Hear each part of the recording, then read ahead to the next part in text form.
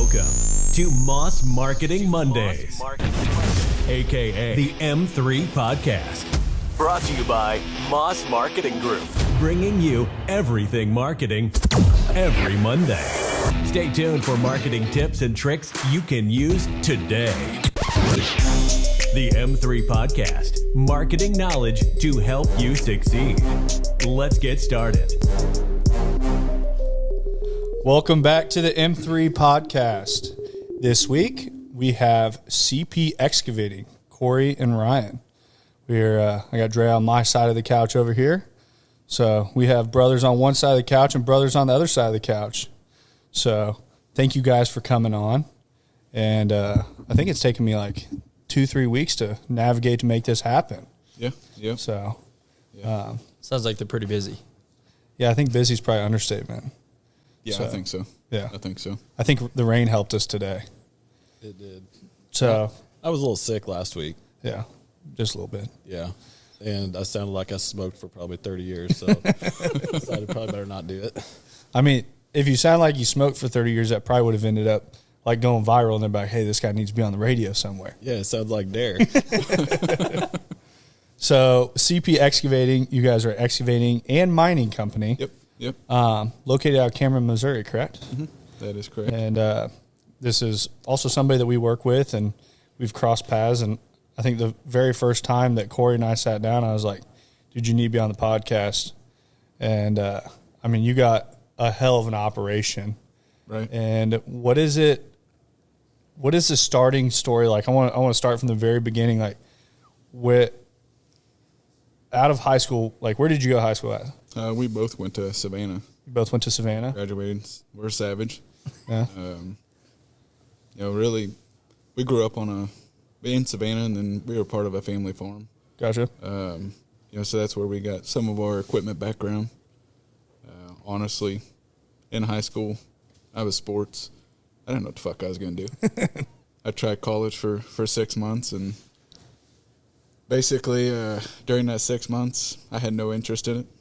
And got a little bit of a smell of cash, seen what I can do, and I was actually milking cows and turning wrenches right out of high school.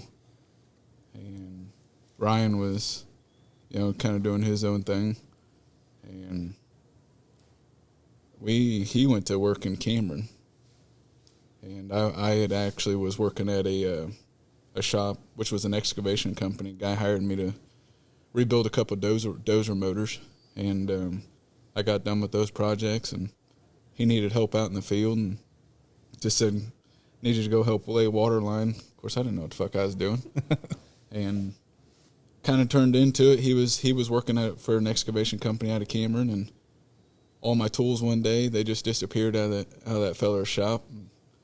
We kind of had some kind words. I basically took myself out the door, called him, said I need a job. What do you mean? Explained the situation. It was, well, I'll talk to my boss, and his boss ended up calling me within 30 minutes. What are you making an hour? $12. I'll pay you $12.50, come to work for me. Show up with your brother in the morning. So that was really my first introductory to the construction industry. Ended up. What time frame was that at? That would have been, so that was in 2008. 2008? Yep. July, matter of fact, 2008. And it just, at that time, our boss just said, hey, if you boys want to continue to have a company truck back and forth to work, you need to move to Cameron. So we found a house. It was the rent, if I recall, was like $285 a month. Yeah. We didn't know how we were going to pay that because we were too busy worried about going to the bar, and honestly, we were pissing our checks away. And anyway, we made it work. And then that's over kind of during that time frame. It was a short time after that he met his wife, their wife now, and then that's where his story kicks in. I just continued to reside there, and the company I was with, they ended up, we grew a little bit and really just started attacking the Kansas City market. About, you guys recall the recession, from 2008. It was a different time with construction. Everybody was trying to adapt to, the new technology. And people were just it's different than what it is today by all means. But back in those times, you just had to kind of get dirty. You had to go after anything and everything, and that's what we did. The boss I had, he never had done any type of utility work, no water lines, nothing. Well, I kept telling him, for the one day I got to work in St. Joe on a water line with this outfit, I kept telling him I could do it, no big deal. So he allowed me to go after some of this water line or just public, infrastructure, underground stuff, and so we started dabbling a little bit in that, and it was working out. We had a tough year in 2012, 13, and I think he just got burnt out and was ready to just be done. We had a couple of mistakes, and it just kind of allowed us, or it did send us backwards. We bounced back in 14, and he, as I said, he was done in the couple years prior to that, and he offered the company to me, and I would have been right at 30 years old, and honestly, I still didn't have a pot to piss in, and I was with Bess and I, my wife. We wasn't married at that time, and we were just kind of just living check by check still, and she has her own photography business, and she was just getting that thing up and going, and I asked what he wanted, and he's like, well, $1.7 million. Oh, yeah, $1.7 million is nothing. Let me grab the checkbook real fast. Exactly what I was thinking. I'll be right back from the truck. Yeah. So, I go home and I tell this to Bess, and we're talking about it. I call the bank, and bank's like, Corey, you got $2,000 in your bank account. I don't think we're going to be able to loan you $1.7 million. Are you sure? Right. Can you check again? Right. So, we just kind of let it go, and as the summer kind of kept going, and I kept working, and I come up with a plan, and I presented it. I had it out on a spreadsheet, and I presented it to my boss at the time, and I just said, hey, can you silence that, please? Yeah. We just all had a conversation. Is this your first time? That was an alarm to get up, wasn't it? That's to go over numbers. Hey, we're in a meeting. Yeah. The rule is no phones allowed. Should have left it up there. But yeah, so I presented the spreadsheet, and it honestly, I think about it today, it was a ludicrous plan. But hey, 30 years old, I wanted to have my own business, so it was a 13-year plan. Anybody in the right mind would tell you to kick rocks, and so I presented it to him. We were basically, just because I had no money, I was just going to work for it. I was going to pay him, a monthly premium for the company. He had the blue sky, so on and so forth. But at the end of 13 years, and I can have 100% ownership. That was my focus. He had already established his name, and he was known down here. I mean, we only employed right anywhere at one time is around 20 guys. I mean, it wasn't a huge company, but I presented it to him there in October because he kind of asked me about it first of that month, and this is in 2014. I presented it to him, and really, I'm just a couple of short sentences. He's like, nope, it's not going to work that way. All or nothing. I'm like, well, shit. And I just told him right there, I'm going to have to do something different one day. And really didn't think nothing of it. Next morning, I'm headed to Kansas City, down here to make sure things are going. Had all the guys lined out. Phone rings at 5:30, and it's my boss. And my initial thought's like, fuck's he calling me for? He's never up at this time in the morning. And for one, he rarely ever called me. So I take the call, and he's like, where are you at? Well, past Lathrop. He goes, need to come back to the office. Okay. Didn't think nothing of it. Whole time I'm sitting there going, why is he up? So get back to the office, and he actually looked at my spreadsheet again. Right, I think he liked it. Right. So I'm sitting there kind of thinking about, this, hey, we're going to talk about this a little bit more. And I walk in the office, and first words out of his mouth, I mean, it wasn't even a good morning. It was, I need your 2 weeks. So I'm just sitting there across the table, and I'm just kind of staring at him. Not sure what I heard. I'm deaf anyways, but I wasn't real sure what I heard, but I'm pretty sure what I heard. So I sat there, and I was silent. And he looks at me. He goes, you want me to pick your 2 weeks for you? And I'm just out of my mouth says, well, I don't fucking know. I didn't know I was going to lose my job today. And he turned around, and looked at the calendar. He goes, your last day is the 21st, October 21st. And it's like, well, shit. So I'm still kind of silent, and tears starts rolling down my eye a little bit. And because, I thought this is where I was going to be. I'd really felt I made a home. And he was. I mean, he was a good mentor.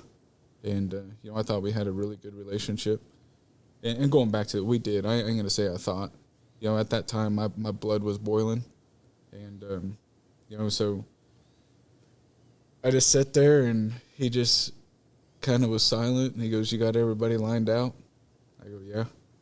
He goes, well, what job you going to? I go, I'm not going anywhere. Give me my 2 weeks vacation. I'll have everything that's owned by this company here by end of day. So he ran around and stroked a check to me and went home and told Bess, well, I just lost my job. What are you going to do now? I don't know.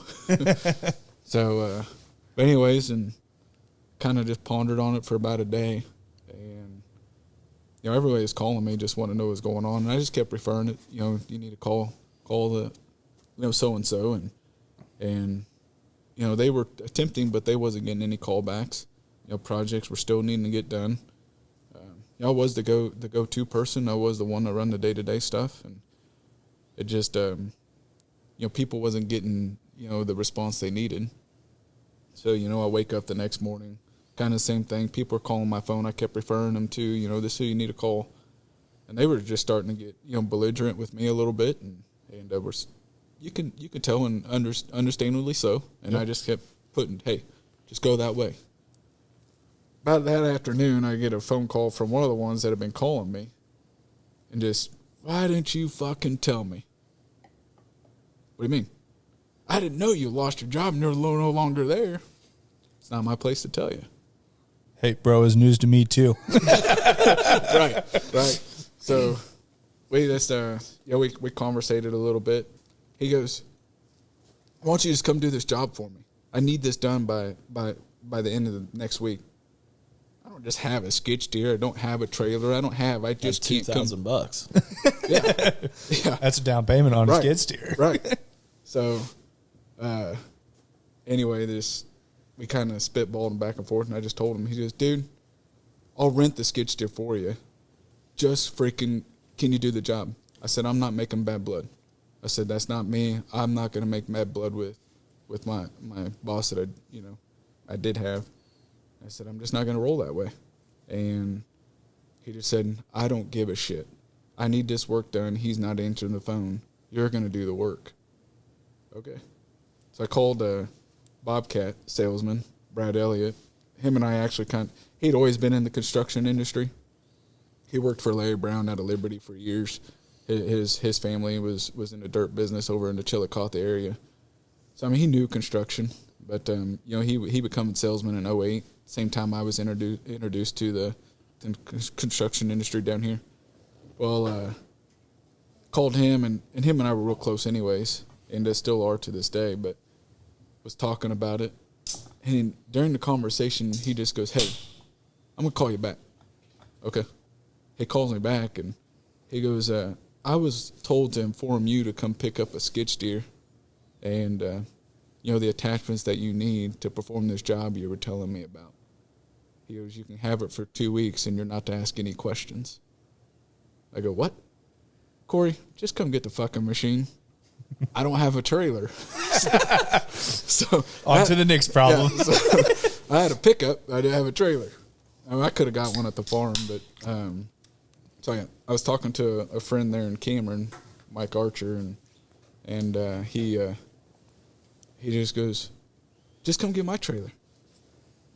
I was like, really? He goes, yeah, just come get my trailer. I go, what's the rent going to be on it? Did I tell you what the rent was going to be? No, come get my trailer. Don't ask any more questions. All right, so there you go. I got a trailer, and I got a skid steer. I'm going to go perform this work and go down there, perform the work, just me. And I'm asking the guy that hired me on, which his name was Ben Ross with Gold Condor Group, still does a lot of work here in Kansas City. And he was just talking about everything and what needed to happen. Hey, am I going to get paid right away? Corey, I'll take care of it. Just order the trucks. do what you know what to do. Just get the job done. I got to have it done by next Friday. All right, but I'm going to get paid. You're going to get paid. The $2,000 ain't lasting. It's dwindling fast. Right. It's already gone. Yeah. So we ended up getting the job and job done. And he just, of course, he was a man of his word, and he paid me right away. And he goes, hey, can you go do this job for me real quick? Did you by chance talk to my old boss? Nope, still didn't return my call. I'm done with him. Okay. So he sent me another job. He goes, oh, by the way, I got this other job. Can you go take care of? Well, in the meantime, I'm getting clients that, knew me through the previous company. It was just blowing me up still just because they wasn't getting the return calls and, things were needing to get done. I still stuck by my word. I wasn't going to burn bridges. It was a real short time people found out that I was doing things, on my own. Of course, I fast forwarded there for a quick moment. But that about 2 weeks into it, Gold Connor Group, Ben, he just says, hey, I've got all this work and I got some snow contracts that are coming up. Of course, mind you, we're in October, going into November. Construction season naturally slows down. And, I didn't know how to fucking bid work. I didn't know how to reach out to anybody. And he just says, hey, you want to take care of a couple of Walmarts for me up in the Northland area? Yeah, what's it entail? So, he made it easy. Really, he honestly made it easy for me. And, just said, I want you to just push snow. I'll take care of all the salting and everything for you. Fair enough. He goes, you're going to have a skid steer. Back to problem number one. I was only allowed to keep this for 2 weeks. He goes, dude, you need a skid steer. Okay. So I called Brad Elliott. What's it take to get one of these things? He goes, what do you mean? I said, well, I think I need to buy one. I knew you would. And, he was a big pusher. I mean, I think he believed in me from day one. And so did Ben. But anyways, they worked up all the paperwork, and, I was nervous as hell if I was even going to qualify, to get a machine. But they wrote up the lease and everything on this thing. It was going to be $1,700 a month payment. I'm sitting here sweating bullets. I can't freaking pay this. So You got to tell Bess. yeah, My rent's $258. Okay. You want to live in the skid steer out front? right. I wasn't there at the time. Yeah. So I go home and I'm telling Bess all this, and she just freaks out. And she's like, we can't afford this. We don't even know how we're going to pay the house payment this month. You got a truck payment. Just starts going on and on. And I just looked there. What the fuck else am I going to do? You think Burger King's going to pay me? I mean, they wouldn't pay me, but I hope. But $1,700 a month in 2012. Yeah. Maybe. Yeah. I mean, maybe today. Yeah. Definitely maybe today, not in 2012. Right. No, but I think that's what Or was like that builds. 14? It was 14. Yeah, Right. 14. 14. It was 14. I think that's what builds people though too. Is like that there, like when you get to that spot that you're like, either this works or it doesn't. Exactly. Like there's no other option. Right. But it's also when you were looking at that, same thing. Like I started this and everyone's like, well, what's plan B? Like, what the fuck are you talking about? Like, like 98% of marketing companies go under in 24 months. I go, what about the other fucking 2%? Because I'm not living in that 98%. I go, there's not an other option. I go, this motherfucker's going to go big. Right. And it's like, but I stepped away from a high paying job, and stepped into something that I bet on myself. And I think that always speaks volumes when you're at that spot that it's, and probably like if I came home with a skid steer 2 Master, would probably flip shit. But Probably. when you start looking at like, that is a machine that makes money. Mm-hmm. Like how many pieces of equipment do you have now? We're averaging, I shouldn't say average, we're right around 120 pieces. And I'm talking like big ass. What, It's Tonka sandbox shit. Tonka toys. That's what I'm referring to. yeah. Are you talking about the real world? Yeah. Let's talk about my sandbox. Yeah. Yeah, when I showed up that mining site out in Cameron, I was like, holy shit. That's crazy. That's less than 10 years. Yeah, 8 years. And actually, we developed the mining side back in 2020. Yeah. So we've been blessed. There's no sugarcoating it. Big guy upstairs has looked over us, and I wouldn't be successful if I didn't have the people that not only supported me, but the people that are involved with CP now. You know, that goes down to my brother, that goes down to, I have I have a great team across the board. And that's speaking for every individual there. I've got some key office people. I got a project manager, estimator. I mean, he took a gamble on me. It'll be 5 years come this May, and hell, at that point it was just 4 or 5 of us, and his name's Houston, and he honestly, when I first met Houston, I didn't like him. we're on the fire department together, and I can say I didn't like him, but he has such a dry sense of humor, and he's so fucking smart. I couldn't relate to him. I mean, he spoke above my head, and it's like, Houston, you gotta speak my language. I'm freaking redneck from freaking Savannah, so come to my level. So I got to know him a little bit more at the fire department, and when he come to me about a job, I told him, well, I can't afford you for one, but I was still doing all the estimating and everything myself, and I went to him like 6 months later after I got to know him more on the fire department. And honestly, when you fucking go into a burning building and that guy is right there next with you and he ain't leaving your ass, you got to trust him, right? I feel like you get pretty close at that point. Yeah. So him and I being on the fire department together really, it created a bond. So I went to him in that meantime, and I knew this was happening. So he was going to Fire 1 and 2 and getting his EMT. And I went to him 6 months later. He had actually had a full-time offer from St. Joe Fire. And I gave him an offer. And, of course, he's cussing me this whole time. Just like, so I just got done spending. Still does. He probably does. Actually, I know he does. I just got done spending 6 months of freaking school, Fire 1 and 2, all these hours. And Dream job. Right. And you want to come and offer me a job now? Yeah, why not? I see you're dedicated. Yeah, right. So he, after a couple of days, he thought about it. He ended up coming on board, and when we brought him on board, that allowed us to even expand even further because he was able to dedicate to bidding, estimating, and just his knowledge. Like I say, he can retain. He's a sharp individual. So he's been in that office forefront with me. Like I say, it'll be 5 years coming up. I think March, I believe. But so that he's been a key asset, and it just really continues to help us grow. Along with all that, with the story about us, my old boss, he ended up closing the doors 6 months after my departure. We were able to retain every single customer that he had. And that, I didn't realize this, but it didn't cost $1.7 million either. Bingo. $1,700 a month. Bingo. In a trailer. Here's the perspective that it took me a couple years to understand this, but I didn't realize that I was building relation in 2008 when I was hired by my boss. And still to the day, we work for people that those relations I built back then.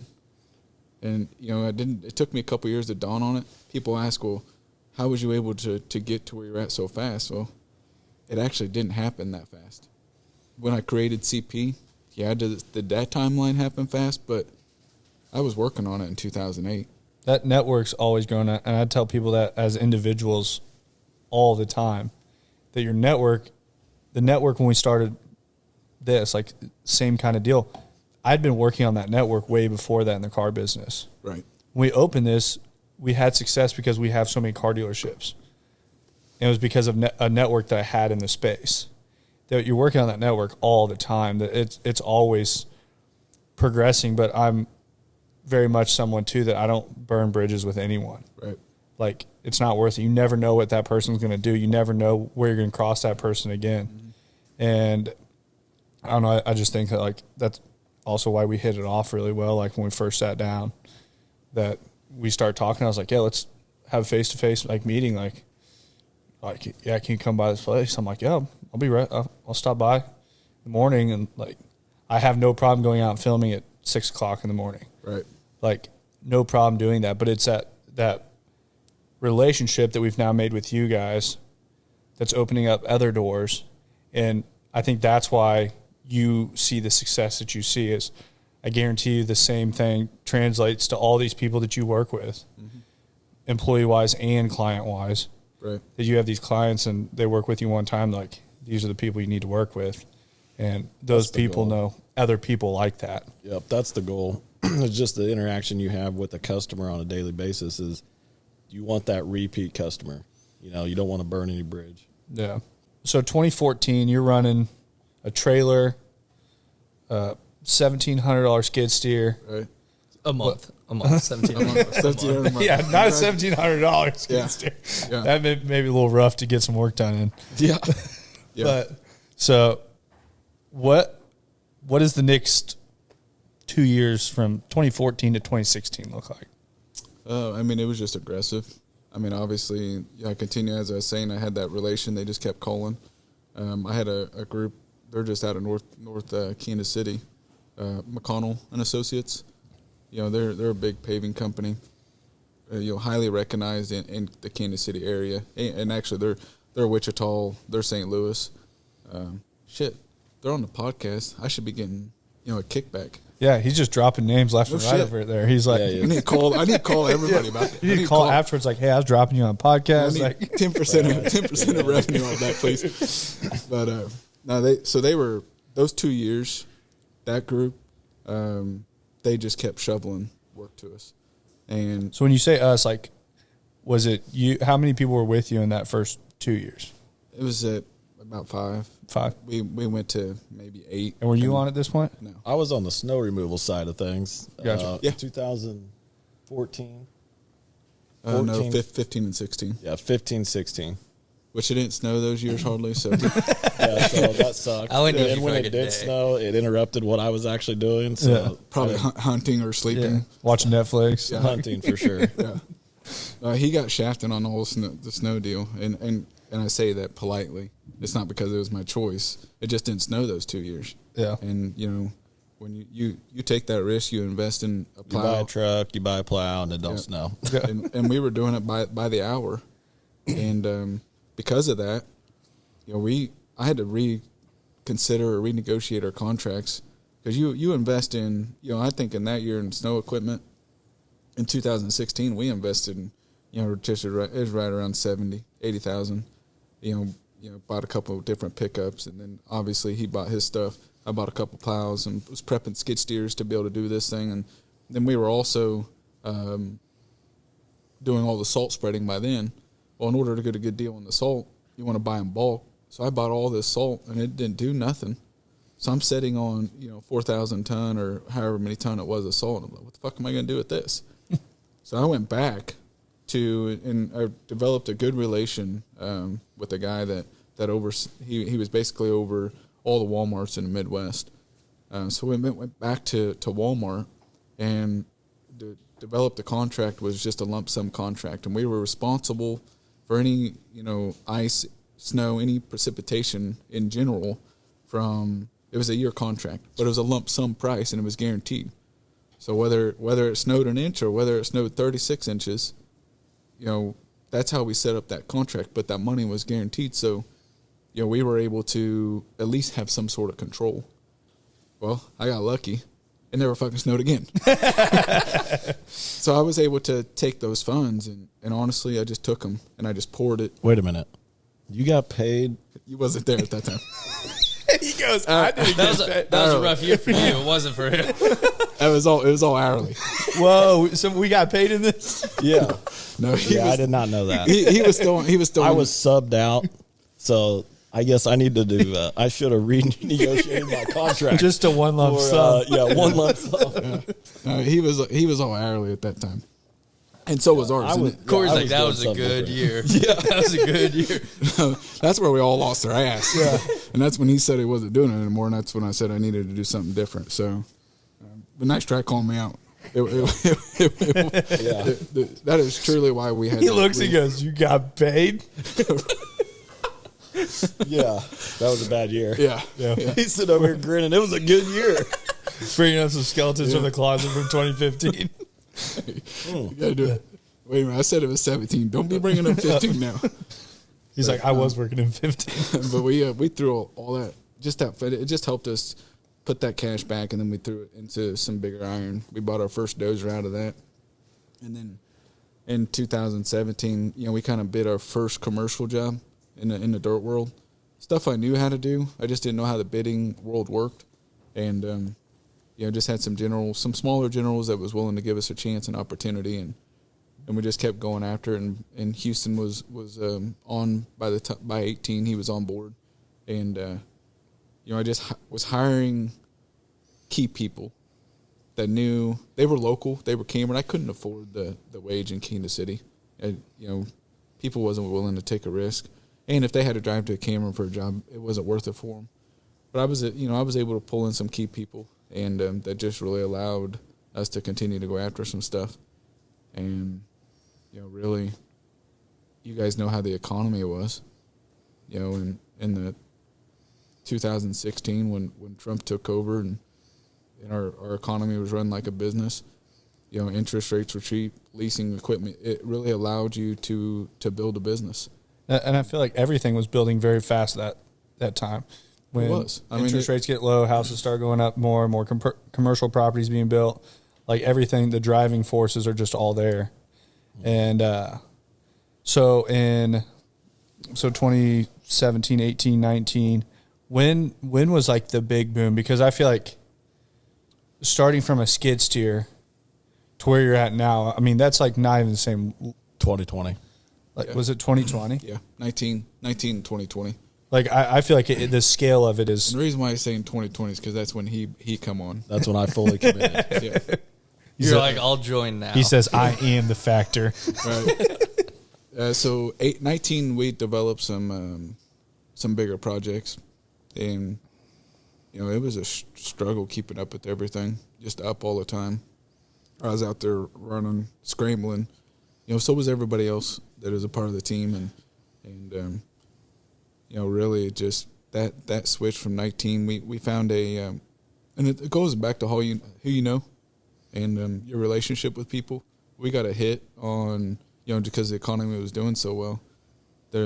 Some of the local quarries was needing some assistance on overburden, and I've been in a quarry, but I didn't really know what it all consisted of. Did I know how to move 100,000 yards of dirt? Yeah, I can move 100,000 yards of dirt. It may not have been efficient with the skid steer, but I could do it.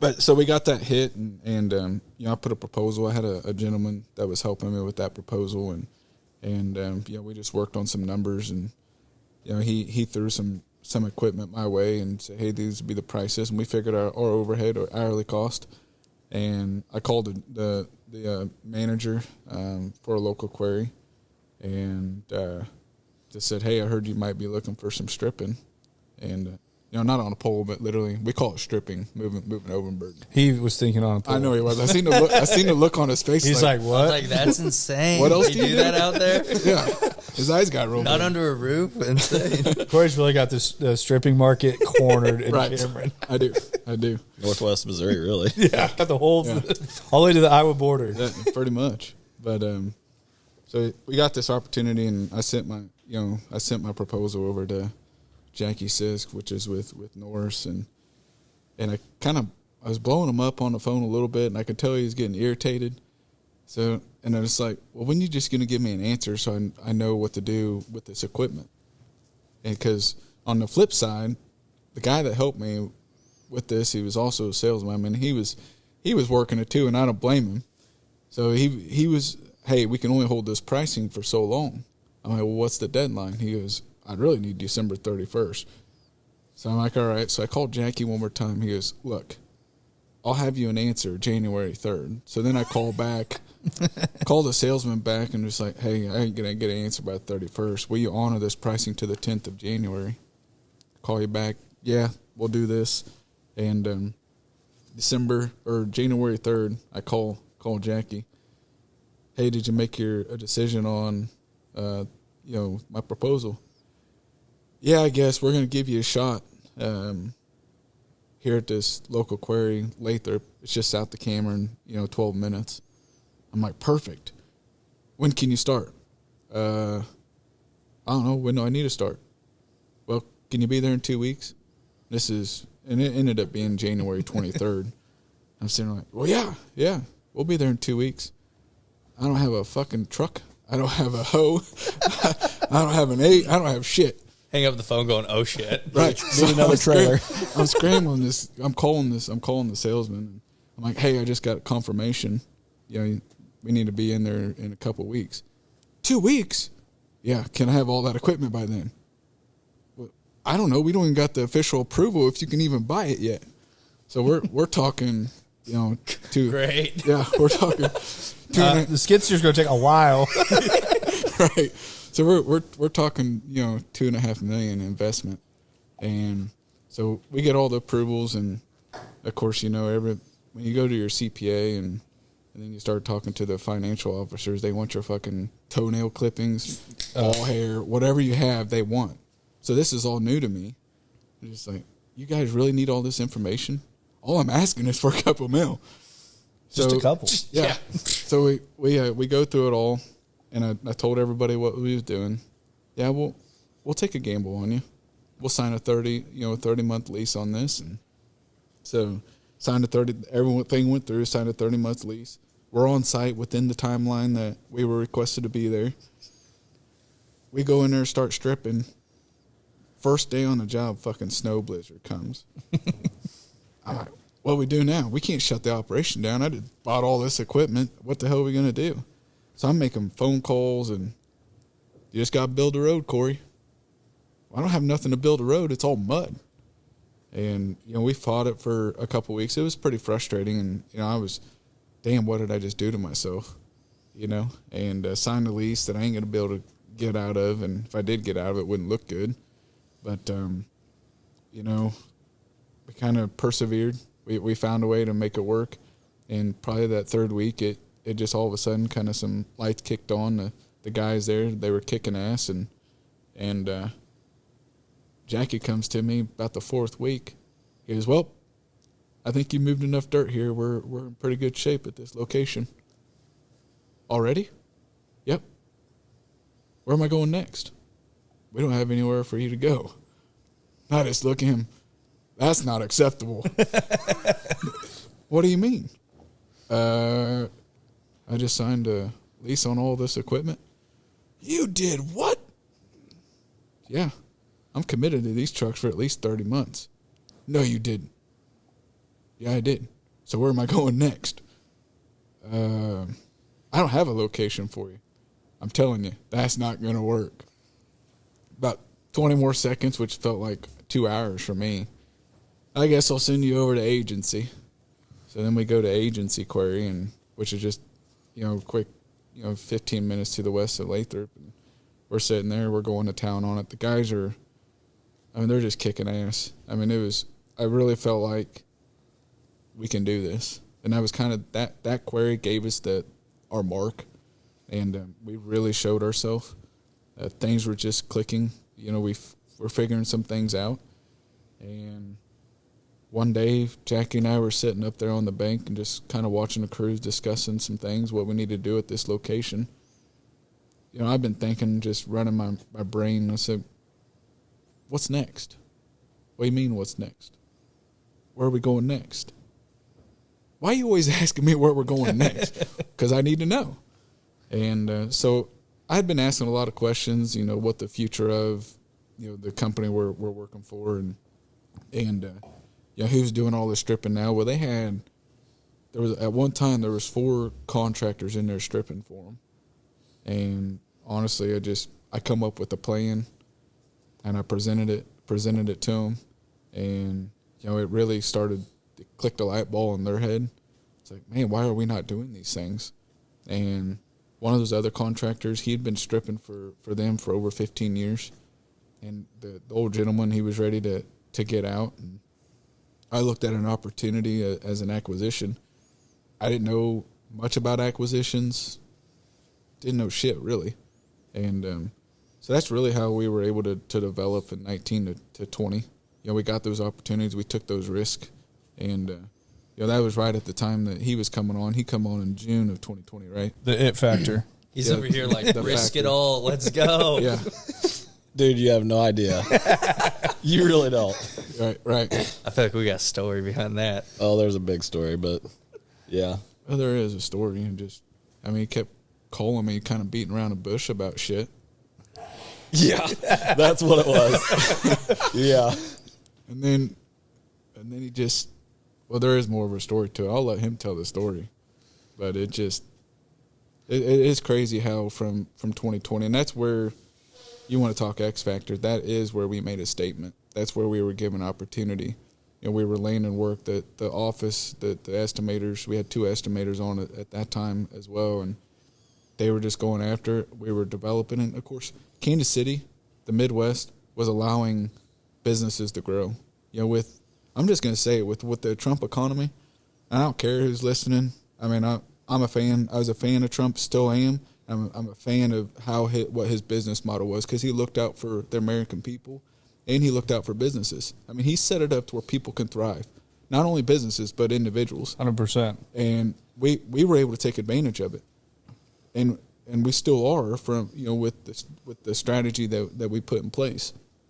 So, really, that is when we hit it off.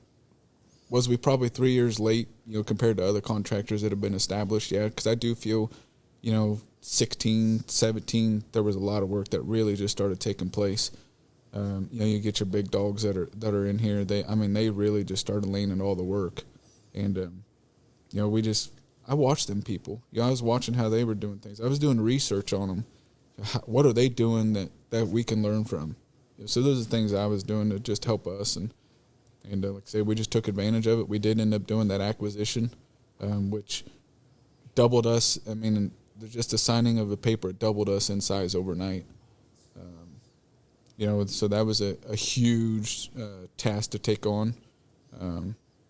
Thankfully for the team, we didn't even add any personnel in the office on top of that until about 3 or 4 months later into it. We added, we had to get a service manager. We had to get a parts manager, because when you go from having maybe 25 pieces to 120 pieces overnight, those weeks just tripled. Yeah. We're just like, what the fuck are we going to do? You sound very much like me, and probably everyone sitting around the office is probably listening like, holy shit, because I always come back and I was like, hey, I got a great idea. Don't freak out. Yeah, I'm like, and then I tell them something, they're like, what time frame did you tell these people? I'm like, I said we can have it done by next week. And they're like, what? Mm-hmm. Yeah. I'm like, we're going to figure it out. Yeah. Great news is nights got a little bit longer, mornings got a little bit shorter, so let's go. Yeah. I tell people all the time, they're like, can you do this? I'm like, yeah, 100%. Hey, so you're not married yet? Fiance right now. She's your fiance.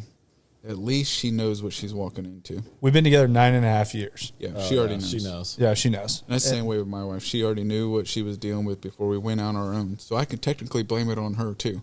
Oh, she was the one that That's was not like, good to call out on here.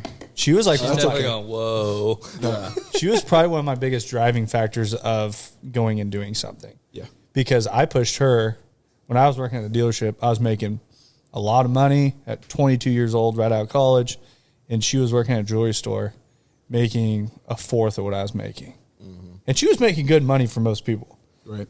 And I'm not saying she was making bad money. I was just making a lot more of it. Right. And I look at her, I'm like, you are way better looking than me. I go, you're fucking 10 times smarter than me. I go do something where you make more money than me. Yeah. Right. And I was like, go sell something that is a high value that you get paid 1%. I go, I don't care what you do, go sell something. She's selling houses? Yep, she's in real estate. She kills it. And she's like one of Northland's top real estate agents. Like, I mean, hell yeah. Has a team under her and just absolutely kills it. But I told her, I'm like, anything I can do, I know you can do it 10 times better. Mm-hmm. To where then I'm at the dealership and I'm like, I preach this stuff to everyone about like being happy and being in control of your time and like doing all these things. I'm like, the only person that wasn't doing it was me. Like, and once again, I was being very hypocritical. Right. I would tell people like, you need to do this, like you need to do this, like blah, blah, blah. And from the outside in, people like looking, I had a really nice brand new house. I had cars, I had a new Polaris Ranger, 1000 all lifted up, tricked out, new motorcycle, trailers, all this shit at like 24 years old. I had it all paid off already. And people thought just like, oh, you got it figured out. I'm like, I can't use these fucking toys. I'm like, I get to come home and look at them. Right, like, I don't even get to touch them. Yep. And it was just like one of those things that she was like, go do something where you're in control. Mm-hmm. And she goes, you told me to do it for so long. She goes, why don't you do it? And, of course, that took like 12 months. And still, until it became my idea, it wasn't a good idea. Well, for sure. So then I step out, and it's like, I mean, it's just been what it is since. And But she very much, like, is the biggest, like, cheerleader for me all the time in my corner. Right. That's why we've always worked really, really well, that we have our relationship, but then we also have very much, like, a business relationship too, that we push each other. Mm-hmm. And but yeah, it's just kind of, I'm always the first one to say, yeah, we can do it and adapt and figure it out. Like 99% of people I feel like struggle with finding the work. We never have that issue. Right. And also when you have a really good team behind you, it's really easy for me to say, yeah, we'll do it. We can, like, photography wise, I had a deal that someone was like, can you do this? Have you guys done this? I'm like, yeah, all the time. Yeah. Oh shit. And then I'm like at the you camera. Must really know what he's talking about. You think we're definitely don't know what I'm talking about, but it's no, I'm saying he knows exactly what you're talking about. Camera wise, I'm at the camera store and I'm like, they're asking me if I've done like this kind of photography. I'm like, yeah. And then I leave there and I'm like, I don't even have the shit to do that kind of photography. But I know a guy. So I go to the camera store and I'm like, I have to go buy these lenses and shit. And I go in there and they're like, yeah, that's a $4,000 lens. I'm like, what? I go, this is fucking stupid. I'm like, I gotta have it. I already closed the account out. So I'm like, they're buying all this shit so we can actually do this stuff. But I come back and I was like, hey, yeah, also when you're there tomorrow, don't tell them that we've never done this. Right. We sat here for 3 to 4 hours sitting there trying to figure out how to use it. We're like sitting there taking photos and stuff. We're like, yeah, work, man, we're ready. Go in the next day. Photos came out amazing. And they're like, oh my God, this is amazing work. Yeah. We've done it before. Yeah. And like, who else have you done it for? I'm like, I don't like to disclose that stuff. But it's like, it's funny on just how you can adapt and you like make those things happen. Yeah. And they see it all the time. That's the risk you take, right? Yeah. And it does take balls to do that. And we can relate to your story because that's the way we are all the time. Oh, yeah, we can do it. No big deal. I'll bet everything any given day. You're out at the bank going, hey, so we need like 100 more. Yeah, right. Yeah, right. Yeah, no, but like when you keep making it happen, which I've been in a very unique position with what we do because banks won't touch us. Like in the fact that we have no collateral against what we do. Right. They don't. Want this back? There's collateral damage on this, or the what? They don't want this back. This? Yeah, I mean, if you had to go get a loan on it, yeah, I don't think they're going to give me a whole lot on the microphone. That's what I'm meaning, Yeah, so what are they going to give you money on? So that's where like I went in and they're like, well, there's no collateral. There isn't, and like we sell like a straight up service for what we do, which we have talked about that it pulls a very strange crowd of who normally does this work, and we are not the typical like marketing people out there. And so our clientele is way different. Like I remember sitting on the other side of the table not wanting to dick with any of the marketing companies that came in. Like 100%. I'm like, dude, I wouldn't have a fucking drink with these people. And they come in here. Like, go talk to Dre. They come in. I'm sitting there. I'm like, I don't make this decision, right? And they're like, what? I'm like, I'm going to have you sit on the couch. Give me 5 minutes. I go back to Dane. I'm like, bro, what are you doing? He's like, well, I didn't want to talk to him. I'm like, cool, bud.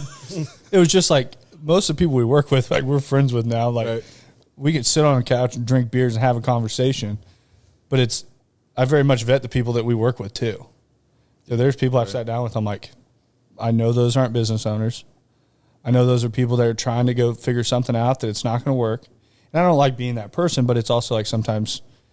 But it protects you though at the end of the day. Yeah, it doesn't bring any value to our company. If I go collect 4 checks from someone and they go under, what value did that bring to us? Right. I don't need those, like, one account's not going to. Were you giving them tips? Do what? Were you giving them tips? It was tips? the tips of the day. Yeah. But do you know how many business owners that this blows me away? This is probably like one of my biggest pet peeves when I talk to a lot of business owners is when there's an excuse for everything. Mm-hmm. Nothing is their fault. Every single thing that happens in this office is my fault. Good, bad, or indifferent. Mm-hmm. It's always my fault. Like, and I did the same thing in the car business. Like, when a salesperson would fuck something up, I'd come out and be like, I apologize, that was my fault. And people would be like, you didn't even know about it. Yeah, but I trained this person. if I trained them on how to sell cars and everything, they didn't do it correctly, that's my fault. Like, I don't have excuse for anything. Like, if this goes big, my fault. If it goes under, my fault. Right. Like, whatever that fault is, it's on me. Yeah. And too many business owners won't take that. Like, they don't want that weight on their shoulders. Well, what do you have, 9 employees under you right now? Yeah, 9 in-house. Yeah, so, I mean, there's a little bit of weight on you from that because they've got families or wives, girlfriends, whatever, mortgages, car payments, insurance, you know. You're not worried about putting food on your table. You're putting food on. It does come with, like, and I tell Mass and I talk about it all the time. I told her, like, the mindset shifts, like, as you start growing a company. Mm-hmm. When you first start it, you're growing it for yourself. Right. Like, right out the gate, when you're in that skid steer by yourself, you're growing that company for you. Mm-hmm. And then once you hit probably about 5 or 6 people, that mindset shifts really quick. Mm-hmm. The then decisions I make no longer for me. That decision I make is not the best decision for me. It's what's the best decision for everyone around me. Yep. I am the aftermath of that. If I always put everyone around me first and make the best decision for all of them, then I will get what comes to me. And I think that's a lot of people mess that, I don't know how that works. They mess that up and they make the best decision for themselves all the time. Mm-hmm. That sometimes it's not the fun decision to make. Right. Oh, yeah. That I had to let somebody go, that it was a selfish decision for me keeping him as long as I did. Yeah. It was somebody that I didn't want to let go because I am friends with the person. But for the greater good of the company, it was not the right thing. Yeah. Right. So I had made a bad decision on my part that I had to do something for the better good of everyone else in here. Mm-hmm. So then that's where I think that shifts so much, and you take on all that fault, you take on all those other things that, like you said, you're helping out a lot more than just yourself. But I look at everyone in here as like my family. Right. Like, I'm very firm on, like, when I hire people I want to hang out with. Right. Like, I don't hire people that I'm like, we had somebody come in and he goes through an interview and we get done and we walk out. And dude probably had the best resume that's walked through this door to date. I think I was sitting about right over there. Yeah. And he's like, what are your thoughts? I'm like, I wouldn't hang out. What kind of beer did he drink? I'm assuming he didn't drink beer. Probably. Well, the way we got if he judged did, for drinking skinny beer. I mean, I know that. I can only imagine. I was thinking there are two types of the couch. way you criticized him for skinny beer, I wasn't going to say Miller Lite. Do you think I keep this figure drinking Bush? No. Do you think I keep this figure drinking Bush? Yes, sir. I keep this figure drinking Bush. No, but this guy comes in and then he leaves and I walk out and they're like, we don't have to hang out with that dude, do we? Absolutely not, because he's not going to fucking work here. Mm-hmm. But it was just like, dude, had great job offers from other people. I go, you're going to make a great fit somewhere else. Right. Not here. Right. But I enjoy when you show up 10 minutes earlier before I get here. I have no problem you guys coming in. Like, I'm not fearful of the people that work here. We tried figuring out parking for about 7.5 minutes of that. He goes, you know, you guys put yourself somewhere where we had to pay for parking. Yeah. I mean, fuck, what do you do when you drive a freaking truck in downtown? I just pay for it. I just fucking You own pay it. very expensive for it. Everyone gets the fuck out of your way down here. Yeah. Pretty much. I always carry an impact and a spare tire. Chalk my wheel, bitch. Yeah, I don't think I've seen anyone chalk down here. So 2020, so when you got in, so did the mining kind of take off to grow the excavating side more, or has the excavating side kind of ran the same? So we were, the mining side started, or the stripping actually started under CP Excavating. You know, so when we made the acquisition, just smart business, I decided to separate the two companies. You know, just when you grow, and when it grows to that magnitude and you're making an acquisition, there's so much that was happening down here. There's so much that's happened on that side of things, that spectrum. Let's just separate them. Two total different companies that were financially responsible, and you know, just for good reason. You know, liability purposes. You know, if something happened in the quarries, you don't want an incident there. You know, whatever the case, consume everything that excavating has. same way, vice versa. So it was just smart business, and it is the reason why we separated and created CP Mining and CP Excavating. But it was because of the acquisitions why we chose to do those things. And, really 2020 is when it hit it off. And we just, when Ryan come on, the it factor. The hit factor, X factor. It really just allowed us to continue to expand even further.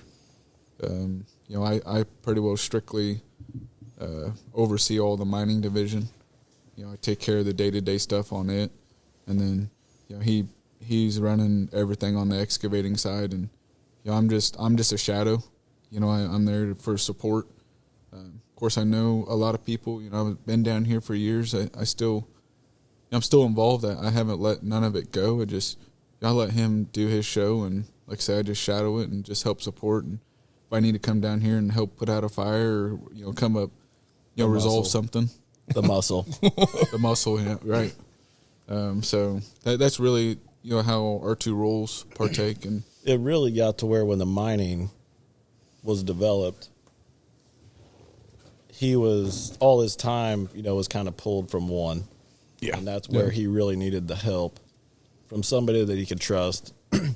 I think he had a couple there was a couple guys that were in the company already that tried out for that position, but you can trust your family, a little bit more than you can say somebody that you've known for a few years with something of that magnitude. That's a big step and a lot of money moving.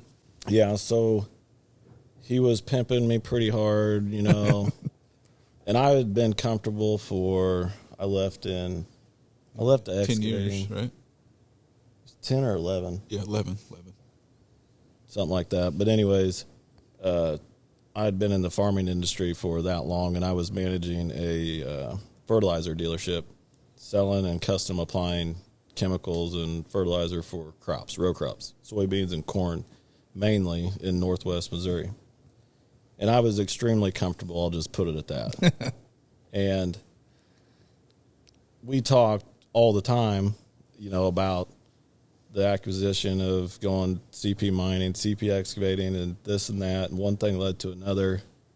I just felt like if it was going to happen, I could probably go do anything I want to do at any given time in the position that I was in. And I felt like the way that this was taking off, why not? Yeah. I also I feel like there's something to get work with your brother all the time. Yeah. We've got They get quiet. They're like, nah. What was you gonna say? No, I very much enjoy it, but like you talk on that trust side, that the reason that like he and I work so well together is, I think like brothers, we can have a work day, something can go wrong, I can rip into him, and it's not like he gets butthurt about it. Like a lot of times I dealt with in the car business, like you get hard on something, they're like shut down. Him and I have went at each other's throats. I mean, our whole entire lives. So it's like, it's one of those things that we work very well on a business level, but we can also like, I can have those hard conversations. It's not like I was attacking him personally. Right. And I feel like a lot of times people, like, you go have a hard conversation with them. Like, I'm very laid back until things are fucked up. Oh, there's definitely a difference. Yeah. So I don't feel like it. That's why I like so much, like, when the stuff he handles, that we can have those conversations, and it's not like, he's not like, you were fucking mean to me yesterday. Like, no, it's he knows it's in the greater good of what we're doing to move forward. Yeah. Well, him and I, we're both assholes. We fist fought till I think we were 18. Probably. He was 18, I was 16. Probably the last fist fight. I mean, if you wore my pair of jeans, it was on. So all growing up, if we had a set of we have 2 sets of boxing gloves. You use gloves? We didn't have gloves. No, our dad would regulate. Our dad got us a Christmas present there was no regulating. of gloves. So if dad wasn't home, then it was just free for all. But like if Dad was home, Yeah. and we would like get into it, he's like, all right, backyard. And we'd just walk out, and like we grew up on 20 acres. Yeah. And we'd walk out back, and we'd throw on boxing gloves, and he goes, you guys duke out until you're done. And he'd just sit at the table And just watch. We just go after it. Yeah. But it was just like, Mom didn't provoke it by any means. No, I mean, it was if Mom wasn't around, you never knew he'd come at me with a knife or something. I mean, he was Crutches. fucking. He was a dirty. Oh yeah, Hey, broke hey, crutches there's over no me. rules in a fight. Scrapper. Oh, And he I'm was- the same way. he was Yeah. a dirty fighter, We too. would sit there and get in a fight. I'm like, you're bigger than me. Well, he's exactly Yeah. bigger, older, Yep. stronger. Hey, I He was taught. tased me once, and he pepper sprayed me. Hey, I was Nice. taught. There's no rules in a fight. There's a winner and there's a loser. At the end of the day, I'm like, I'm Yeah. beating you. Right. But his problem was, I'm like, if you're going to do it, you're just going to piss me off more and more. Right. And I go on, I promise you, no matter what, you're going to lose. But we also hit the limit when you found out. I'm like, hey, you can't do this to your family. Because at one point, like, like the dog Nylabone. He tried to kill me. With one. No, he was on top of me, and I just crack him. I'm sitting there. I'm like, bro. He was a I'm like, you're on psychopath. top of me. And he got off, and then I started to realize, I'm like, you can't do that. Yeah, that was almost jail time. Yeah, Yeah, like, so I was you, like- you probably I belong in can a honestly padded room. say though, I don't think we ever thought that. I mean, we were out to kill one another. I really. Yeah. I wasn't. that's I was how- going to hurt him really bad. I think he was out to like. He was trying to end hurt my me, and life. I'm like, Yeah. this You could thought be he was his gonna last kill day. you. Yeah. Yeah. I'm like, this could be your last day. And it was always over a pair of shoes. Something He stupid. wore my Oh, yeah. jeans. Yeah. Yeah. I mean, did you look at me wrong? Yeah, I did. I'm gonna fucking hit you. Yeah. And that was our Yeah. our On the relationship phone growing up. too long. Yeah, I mean we'd Something fight like that. It was just always something stupid, and even growing in up to we probably our last fist fight was probably 18 years old, Yeah, and then 20 we're something like close that. to age. We're a couple years apart. We always had the same friends. Then about that time, then you start going to parties, and then you get alcohol involved. And if a person touched me, he was right there. If a person touched him, he was right there. And then they say, no, well, Phillips boys are together. We fight better together than we do against each other. When we went to college, like people knew, like you could start shit. Like we joined a fraternity when we got to college. We were at Northwest, and we get up there. It was like he comes up right behind me. We're 18 months apart, so he was 2 years behind me. He comes in, and like everyone knew the only person you didn't mess with like was him. Right. Like at that, he got me in enough fights in high school. Like any fight I've actually ever been in is due to It's him. his fault. Yeah. Like 100%. Like How's that make you feel? That's shit brothers say. That's no, he's got me in fights at P&L. Like he just anywhere, Yeah. and he is like. why we don't go to P&L anymore. You know? I call the dude fucking Houdini because he disappears anytime he starts to fight. I usually don't know what's happening until like I'm like, hey guys, where's Dane? They're like, no, he's fighting that dude. I'm like, what? I go back in and start broken up. I'm like, what the fuck, dude? I'm like, at least say something. Yeah. Got me beat up by 5 bouncers in Daytona. I don't remember that. Sound like a pretty good brother. I don't remember that. He's always one- he's always Was had that, was that induced? That- Self-inflicted? That That's why you one, don't remember? I got back to the hotel at 4 a.m. My phone got stolen. That night, not well. I had to walk like 4 miles back to the hotel. Yeah. At least you could walk. Yes. I came back, my nose, I just blood everywhere. My lip, I had a hole in my lip, whole mouth was busted up. Damn. Yeah, it was a. I had to get a spare key to get into the hotel room. We have a third brother. Oh, you do? Yeah. Yeah. Yeah. And he's the he's gonna be mad if he hears this, but I'm gonna say he's more of the soft hearted one. Never liked to fight us. Well, he's the baby. And he's Yeah. the yeah. Yeah. So he's kind of a baby too. But he's good taking starting shit. He's taken some well, we were up at Knoxville, we love sprint car racing. We followed as a family. We were up there at a bar called Dingus. And they blame it on me for some reason, but Yeah, it was 100% his fault. I don't know what the hell happened, but We went to the bathroom to piss. You guys were out on the dance floor, you and Brad. And Micah and I were in this itty bitty bar. It's like about this size, a little longer, whatnot. Just sitting at a round table, just him and I shooting the shit. And like, yeah, I gotta go piss. I'm like, I might as well go too. We go in there, and it's just a toilet and a urinal, and that's it. and Just sitting on the wall. rubbing elbows the whole time. It's this close, no divider. The door swings in, it almost hits you in the back. And somebody come barging in, and he just smokes Micah, our little brother, with a beer bottle in the back of Oh the head. shit! I got to back up. Sitting at the round table, I don't drink vodka. I don't care for it. Got sick on it in high school. and there was this skull I could see up on top of I think it was Voodoo vodka or something. Yeah. Is that where it's like the vodka and tequila? No, it's just straight vodka, but it's in a skull bottle, and she had just poured the last drop out of it, and I had on a CP hat, and she wanted my hat because I wanted that bottle. She wanted to trade me. I'm like, yeah, here's my hat, and I want that bottle. So she gives me this bottle. I'm carrying around this bottle, go to the bathroom. Some guy comes in, smokes Micah with the beer bottle, and yells something. I turn around, go chasing him out the door, and he's running away from me, and I got this big, heavy skull vodka bottle. I'm like, well, bam!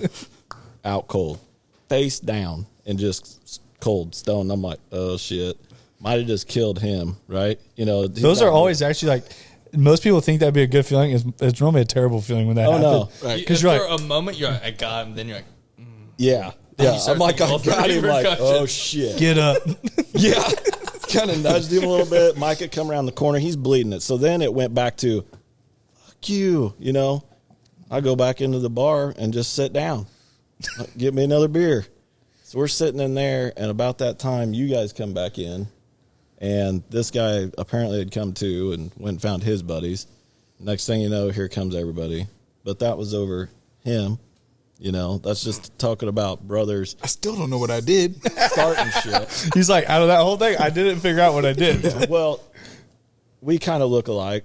Our little brother's in the same.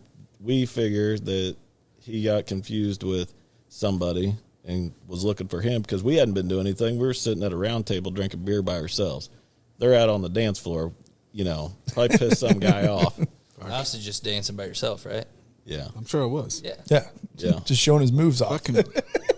I can just look at somebody and piss them off, so I'm sure that's what I did. I don't know. Just say that was like pre-best 2007. Yeah. Are you covering my tracks here? Yeah, 2007. Yeah. 2007 for Are you sure. covering my tracks? Maybe 06, I think. That's I might have been married then. I don't know. I drug a midget out of that bar one time. Sprint car driver. Sprint car driver. Back. I feel like that bar just sounds like bad news. Oh, that's typically why I'm not supposed to go there. See, that's why I stay. It's like they have a photo of you at the front. They're like, hey. I don't go there. The one time I drug the only time I drug a midget out, which was a World of Outlaws sprint car driver. We played a prank on him and a couple other drivers.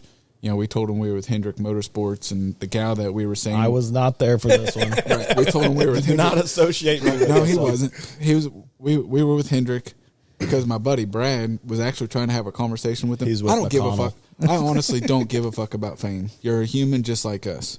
100%. You know, I don't give them that celebrity bullshit. I just don't. That's not who I am. So I'm like, Brad, just leave them alone. They're just enjoying their time. Well, he's real persistent about just trying to talk to him, have conversation. That's just Brad. You got to know Brad. Brad's a hell of a guy. But so he comes back and just like, well, fuck them guys. And his wife is actually over along the wall, just kind of minding her own business. You know, my wife actually had to leave and she went to the bathroom. So I'm just sitting here and I'm like, watch this. So I go nudge my way back into this crowd where he was at. And I just look, I just immediately, I just abrupted their conversation. I go, you guys really fucked up. What do you mean? And they just all attention was me. See that gal over there? And I pointed at Brad's wife. I said, she's with Hendrick Motorsports. And I threw this whole marketing deal out. And it was just true story. I said, you know, she's here. She's watching you all and how you act. She's trying to see who she can sponsor next. But with your guys' attitude and how you treated that fan right there, she's not happy. And as soon as I said Hendrick, you guys know Hendrick Motorsport. Yep. You have to. If you don't, I don't like you. So these guys just start looking at me like, what the fuck is this guy? And they wanted to start having a conversation. Said, nope, you done fucked up. I go to walk away. Well, here's Rico Abreu. He stands 3 foot. You know, makes me feel tall, and I'm short. So I'm sitting here, and I'm trying to walk out of this bar, and I'm trying not to laugh, but I'm being all serious. Rico's like tugging on my shirt. And by the time we get out of the bar to the outside where the dance studio is, and that's actually where my wife is. Just like donkey kick him. Well, I thought about it.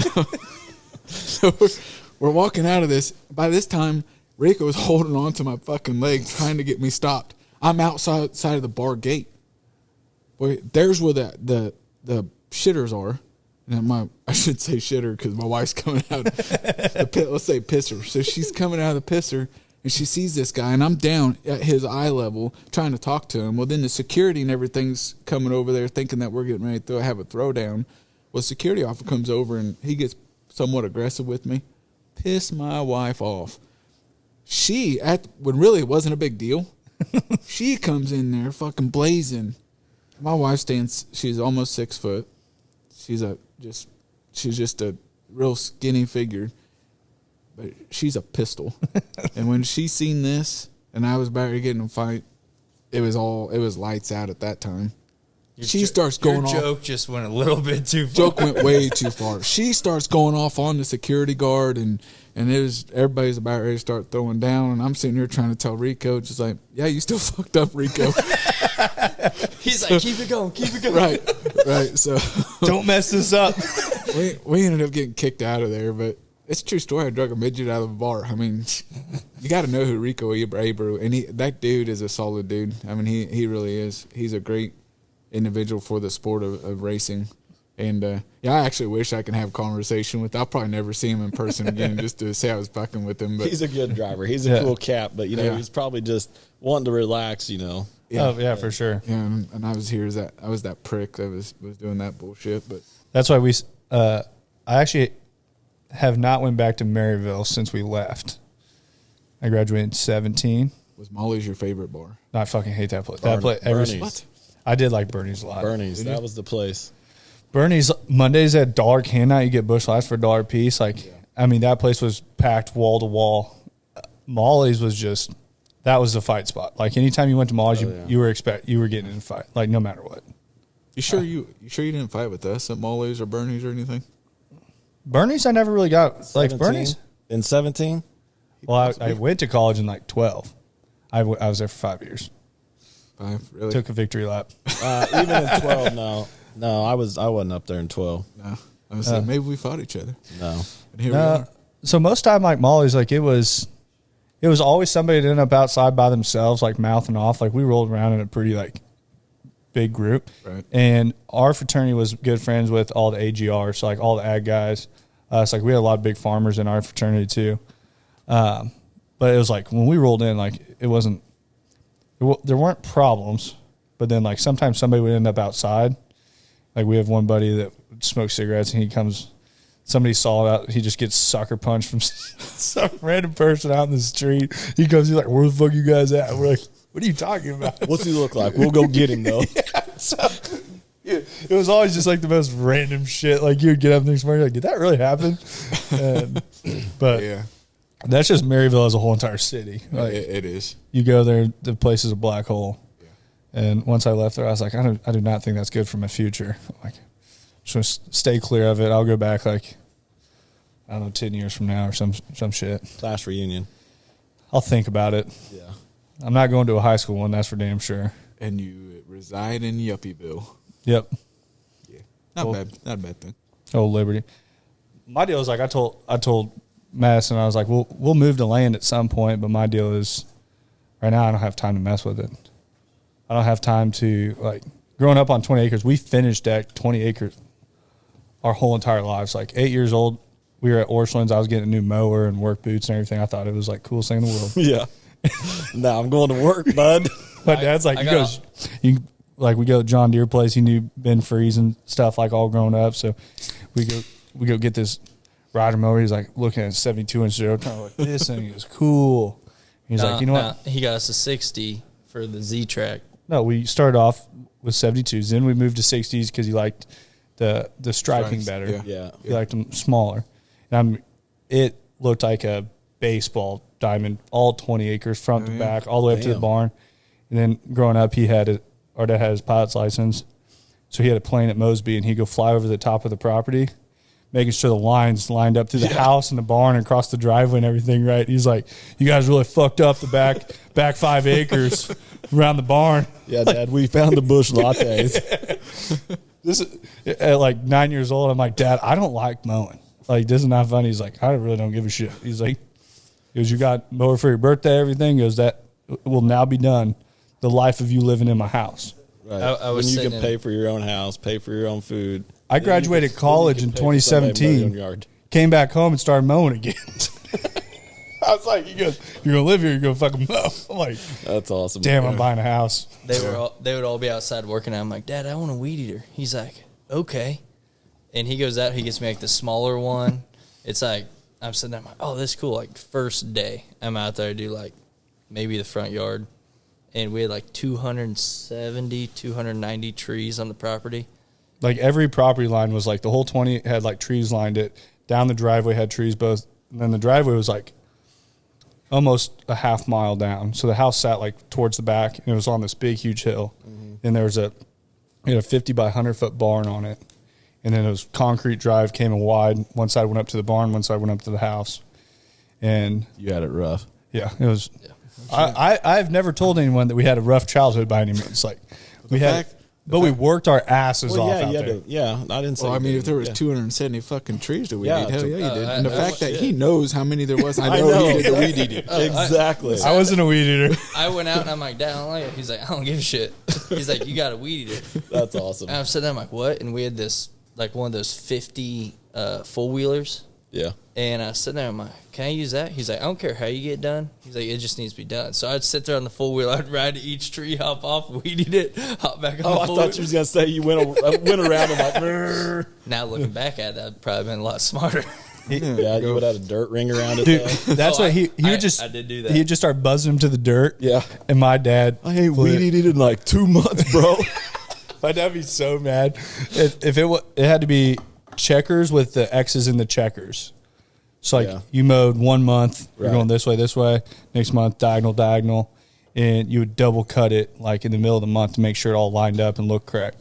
Right. And he was like, hated weed eating so much that I'd be out there mowing, and it's just these monster, like, foot, like, wide dirt circles. And I'm like, and Dad would just flip out.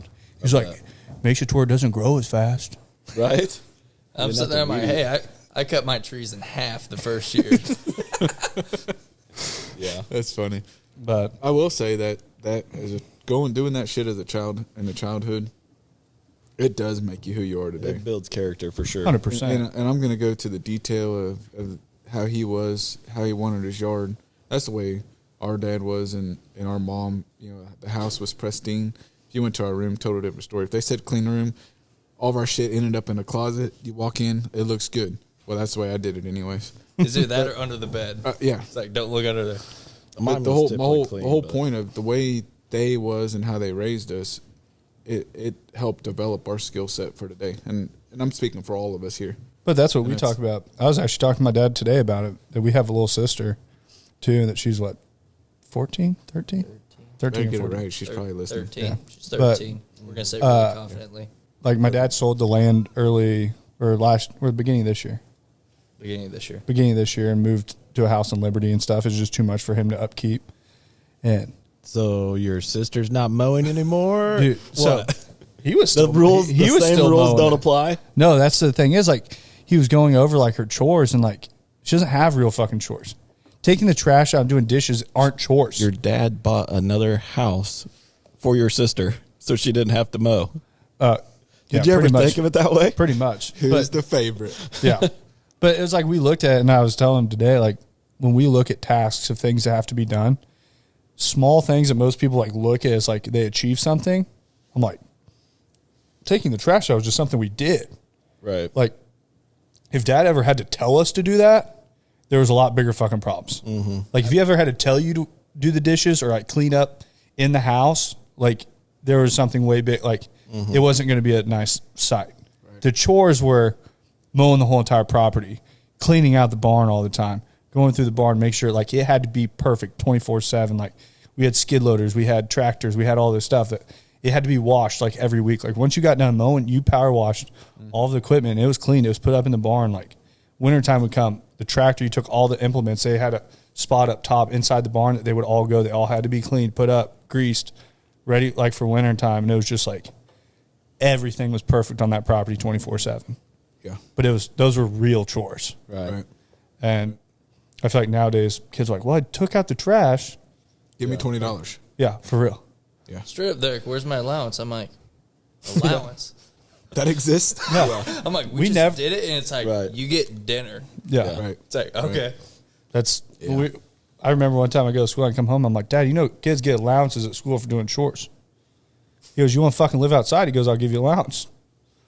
And I was like, what? We also had very He goes- few friends that would come back over. He'd put But- them to work too.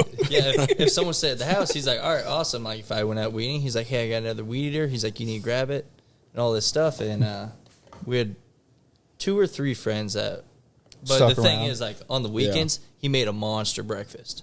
Yeah. And it was- so it was fun. Yeah, so Yeah. you'd wake up in the morning, you're up at 5:36, you get your breakfast. Hey, am I allowed to Go take to a work. phone call when the wife's calling to say we're on podcast? Yeah, go for it. Have her. You're not going to be able to hear through those things. Hey, you're on podcast. You want to speak? No, I guess I thought you'd be done. Oh, no. We're just sitting here taking shots of tequila and drinking lots of beer.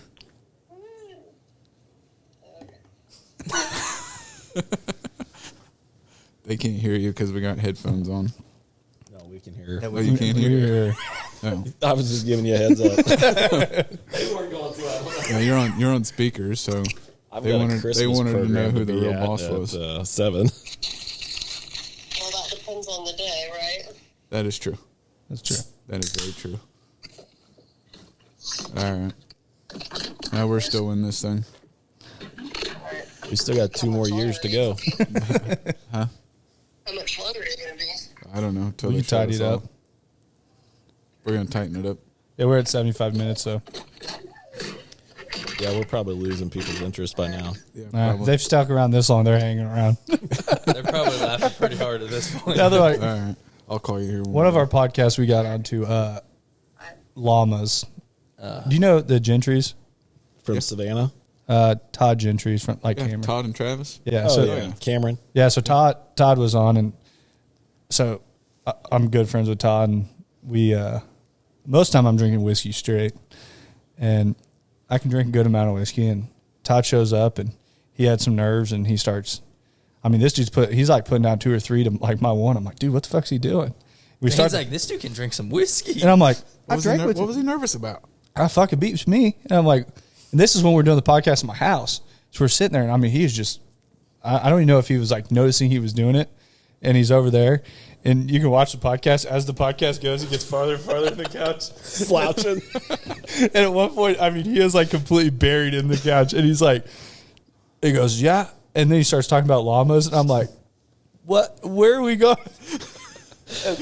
This one time. No, but very much Oh, shit. enjoyed you guys on. We will plug everything below. So we'll put all of your links and stuff to your website, all your social platforms, everything like that. Any final thoughts? Really, I didn't get a whole lot of input. We didn't get input from Ryan. I mean, I'll let him have some final thought. You hit us with the final thoughts. No pressure. I told you that the time goes a lot faster when you're on here than you Yeah, think. when he put 75, I'm like, is that 75 seconds or 75 minutes? Shit.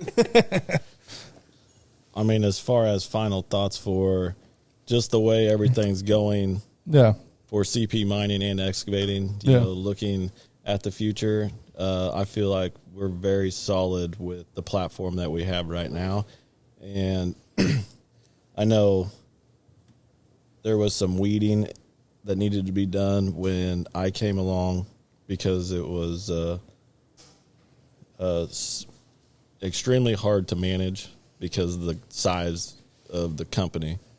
And where right now, I feel like where we needed to be for the past year, I would say, and now we're going up. You know, I think there for a while we were kind of just trying to, especially with me coming on, trying to get used to the way he did things and the way he treated everybody, you know, within and the business side of everything. It took a lot for me to adapt to it because people dealing with people in the business of this city mindset versus the rural mindset that I came from is completely different. I love the rural mindset versus the city. This is everything's at your fingertips and they want it right now. Yep. Rural, people can stand to wait 3 or 4 days for somebody to get there to take care of them, you know. So that was a big adjustment for me. And, you know, like I said, just where we're at right now, I think is really good. We're on the upside of things, you know, with the people, our crews, everything's clicking, if you will. It definitely looks like it when you show up to your guys' operations and everything. It looks like a well-oiled machine on what's with you running everything Kansas City, and I was running around with you that day and being up at the mines up north, and it's just like it's pretty impressive what you guys have done. Yeah, I appreciate that. It's taken a lot of work. And I definitely don't. I think it took a shit ton of work. I think it probably takes 10 times the amount of work that anybody thinks that it took. Oh, it's a work in progress every day just to get better. That doesn't happen mindset. overnight. No. That's the mindset, even with just everybody that's involved in it. And that's why I like the people that we have right now, is because they know that. You know, they feel that, like, they want to get better too. You know, they want to do cool stuff. You know, whatever it is. Just the construction is just cool, you know? It's like you said, big, huge sandbox. Yeah. The biggest thing is, you know, we've been able to retain, and you want to get your team to have ownership. You know, they may not have a particular share, you know, physically when you're looking at paper, but at the end of the day, they are part of the group, and they do have ownership in the brand. You know, we've developed CP, and that's across the board, whether it's excavating, mining. You know, we had our attitude this year. Hey, COVID put, I'm going to call out COVID. You know, however people, you know, wanted to treat it, that was their choice. We didn't let it stop us. You know, we didn't let it, you know, try to control on how we were going to do business. We told our people, hey, you live your life, be you. You know, I'm not going to sit here and judge you for, you know, what your beliefs are, and, you know, if you get the jab, whatever the case is, I'm not going to judge you. That's your choice. But I'm going to tell you, this is how we're going to continue to operate. It did affect business in a way, and it affected the mindset of people. We started seeing, and we've seen it across Kansas City especially, how many people was hiring, how many people was, you know, was struggling because they didn't have enough people to complete the work because people were wanting to just stay home. We developed a mindset this year because there was so much. Not only was we seeing a little bit of turnover rate, others were seeing, you know, turnover rate, and turnover rate was such at a high, I think, in general. We come to an attitude of, hey, we're done with the toxic people. This is how we're going to run our business. We want to get people who want to take on that ownership, and we're going to grow it from this. And we've been able to do that this year. You know, to add to you know what Ryan was saying about, you know, the type of people we have working for us. Everybody has the same mindset. They want to grow. They're buying in, you know, just like we're buying in. And, you know, they see the picture. They see a big picture. You know, a lot of these guys have fought through, you know, the ups and downs with us to make these things happen. I agree. I mean, we're sitting in a solid position that we can continue to go up. And we're going to continue to go up. It's not even an option. I mean, that's the only direction to go. Yeah, that's what we're going to do. You know, you're going to have setbacks, but, you know, you learn from your setbacks, and we're going to continue to grow. I'm not going to sit here and say we're going to be the largest contractor in you know, the state, because, you know, that's not my mindset. But I want to be a contractor that we can be called upon, you know, to complete the work. You can shake my hand or his hand, and if we say it's going to get done, it's going to get done. You know, we build this on trust, integrity, and good quality work. And that's what we want to be known about. I don't give a shit if we got 1,000 employees or if that's with 100 employees.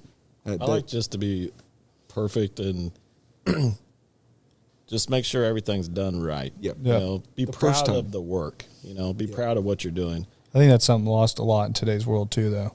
Hasn't it? Yeah. It truly has. There's not a lot of people who are proud of what they do. It's like, I mean, I'm beyond proud, and I feel like everyone here is, to be part of like what we're building. Yeah. I know that your guys feel the same way with what they're doing, and it's like people are watching. Mm-hmm. They always are, and it's like if it's not clients, but it could be future clients. It could be just somebody from the outside in. Right. Mm-hmm. Right. And it could be another company saying, I wish we were like these guys. That work stand, like anything that you're doing work-wise, if it's us doing marketing, it's you guys doing excavating or doing mining or whatever, people remember the work that was done. Right. So I think that speaks volumes for everything. Yeah. Well, I think everything that, since you've come on board with us or vice versa, we've become a team. I mean, you're throwing us out there, and hey, we're being recognized, and I appreciate it. The content's good. You guys' shit's pretty cool, dude. Too. Yeah, so that helps. it really does help. Yeah, pretty fun to edit. Yeah, I'm sure it is. And hey, we've enjoyed watching them, and I say keep it up, and we're gonna keep going the way we're going. And I have to laugh. My wife, she was looking at the webpage. She was going through the gallery, and this happened on 2 different occasions because my wife and my daughter both had the same comment. Dad, well, my wife says, "Why are you always on your phone?" Like, really? Like, constantly, You're it's such a like rat, right now. eh? dude. Those were the action right shots now. I was catching. right, I know.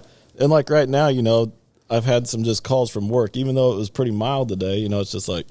But think about when you're running that many jobs, you run that many people. Like, as we scaled, like when I first started, I joked around. Like when I first started this, I was like retired because I went from working just all the time to I was running like 3 accounts. I could knock it out like Monday, Tuesday. I was like golfing on Wednesday. I was like doing all this shit when this first started. I'm like, I'm retired. Like my phone never rings anymore. And then of course now we've built it back to this, and now I'm like working all the time. My phone rings 24/7, and it just is what it is. Yeah. But I think that's, I don't know. You have 5,000 things going on. Yeah, all day, every day. He's going to be back to doing it by himself if I don't get up and walk out of here. I've got a Christmas program at 7. All right, so let's wrap it up. fair enough. We're going to say this is the M3 podcast. Thank you guys for being on. Once again, we'll tag everything below. And I think Ricky's over there, so we're going to key Ricky. Thanks for listening to the M3 Podcast. Be sure to subscribe so you don't miss the next episode. Want to learn more? Check us out on Instagram at Moss Marketing Group, on Facebook at Moss Marketing 58, or on our website at mossmarketinggroup.com.